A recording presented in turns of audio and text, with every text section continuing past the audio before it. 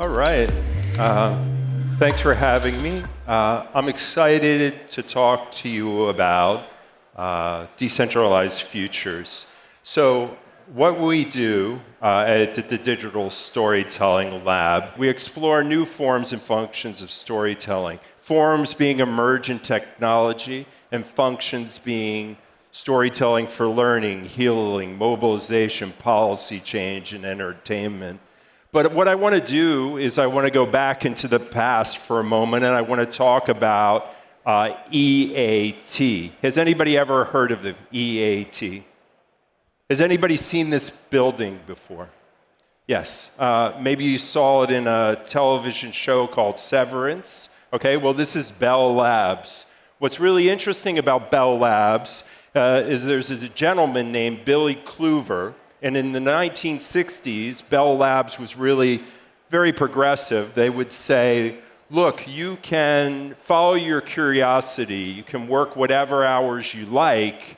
And Billy was super interested in art. He's an engineer. And so he goes and he starts collaborating with all these major artists in New York, introducing Andy Warhol to Mylar, introducing Jasper Johns to this idea of neon in paintings. So these artists would go to Billy and say, hey, we want to explore the possibilities through emergent technology. And so at a certain point, Billy decides instead of doing the one-offs, he's going to get together with a number of different engineers and match them up with artists. And they end up doing that. And I think what's interesting is what Billy starts to recognize is that the collaboration, that transdisciplinary collaboration, sparks all kinds of new innovation, right? And so what they end up doing is this program called 9 Evenings.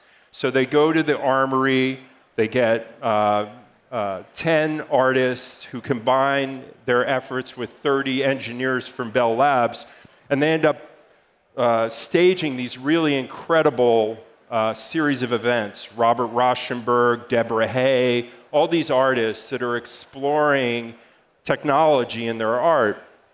And what they start to realize is that activity helps to develop, a variety of interesting new technologies, television projection and live video, fiber optic cameras, sonar, wireless sound transmissions, remote controlled moving platforms, and interactive environments. So this is all happening in 1966.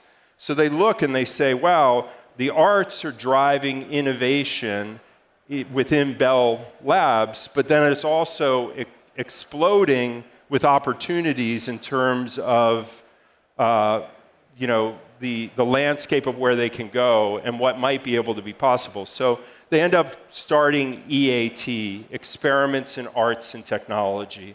It runs from 1966 to about 2001.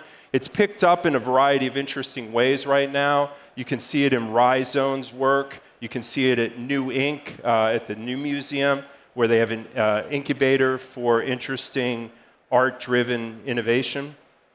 But I'm wondering, what if this was decentralized? What if instead of having to work with just Bell Labs, what if anybody could be part of this innovation? Any size builder, any engineer, any technologist, creative technologist, artist, no matter what their skill level is. What could come out of that? What could we do with that?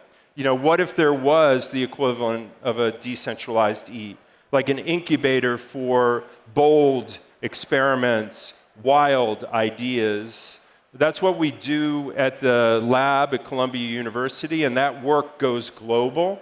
So today, I'm excited because we're introducing a collaboration with the Solana Foundation in conjunction with Columbia University, where we're going to be staging a series of dinners and conversations, hackathons, and prototypes, where we get a chance to explore what this possibility could be. What could it mean if the arts were part of driving the future of the tech, and the tech was responsible for helping to push the art further?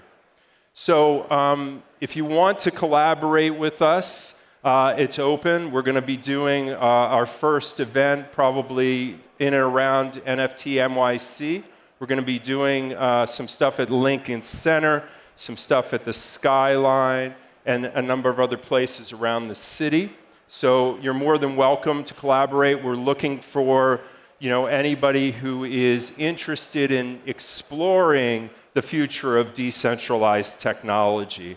And who knows what we might be able to kind of uncover. Because if you look, as today's creator economy grows increasingly automated and extractive, decentralized futures explores alternative models grounded in shared authorship, participatory design, and open access.